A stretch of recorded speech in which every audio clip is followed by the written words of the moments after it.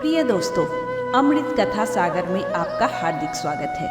एक बार की बात है, वनवास के समय माता सीता जंगल में पानी की तलाश में भटक रही थी।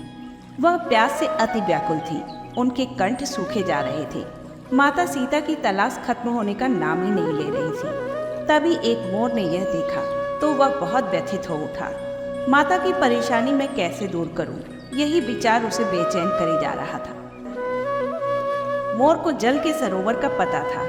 अचानक उसे ख्याल आता है कि यदि मैं नाचूं तो शायद माता का ध्यान थोड़ी देर के लिए ही सही पर पानी से हटा, जिससे उनकी व्याकुलता कम होगी। मोर ने अपने पंख फैलाए और नाचने लगा।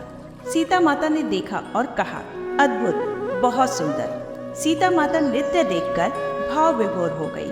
प्यास भूलकर नृत्य में खो गई। मोर भी बहुत खुश था। मर्यादा पुरुषोत्तम श्री राम की अर्धांगिनी जगत माता सीता मेरे नृत्य से प्रसन्न हुई और कुछ देर के लिए प्यास की तड़प को भूलकर मुस्कुरा उठी। मोर ने सोचा, यदि मैं पंख गिरा दूं तो माता और भी प्रसन्न होंगी। मोर ने एक पंख गिराया। माता सीता ने कौतूहलवश पंख उठाया।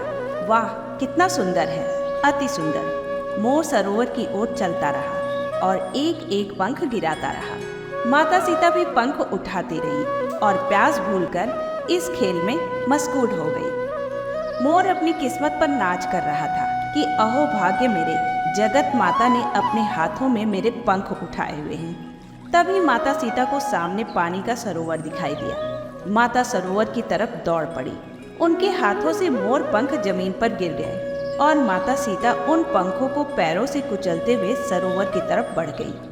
मोर यह देखकर रोने लगा। कुछ देर पहले जो स्वप्न वह देख रहा था वह बिखरकर जैसे टूट गया हो। मोर विलाप कर रहा था कि अचानक वहां माता सीता को खोजते हुए श्री राम आ गए। श्री राम ने मोर को विलाप करते देखा, फिर नीचे पड़े माता सीता के पैरों तले कुचले पंखों को देखा तो उन्हें सारा माजरा समझने में देर न लगी। भगवान श्री राम ने एक एक करके वो पंख उठाए और मोर से निवेदन किया कि अब आप विलाप मत कीजिए।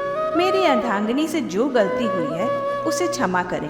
मैं तो वनवासी हूँ, अभी इन पंखों को धारण नहीं कर सकता, लेकिन एक वादा करता हूँ कि मैं अपने अगले अवतार में ये जो पैरों तले कुचले तेरे पंख हैं, इनको अपने मस्तक पर धारण करूँगा।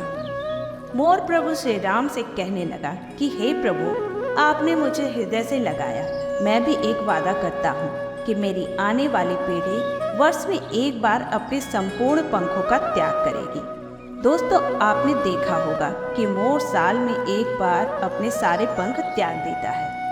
भगवान श्री राम ने अपने अगले अवतार में जब वो श्री कृष्ण बनकर धरती पर आए तो मोर से किया वादा निभाया और मोर पंख को अपने सर पर धारण किया। यही वो राज है जिसकी वजह से भगवान श्री कृष्ण ने मोर पंख को अपने सिर पर धारण किया हुआ है। दोस्तों, जानकारी अच्छी लगी हो तो वीडियो को लाइक करना और चैनल को सब्सक्राइब करना मत भूलिएगा।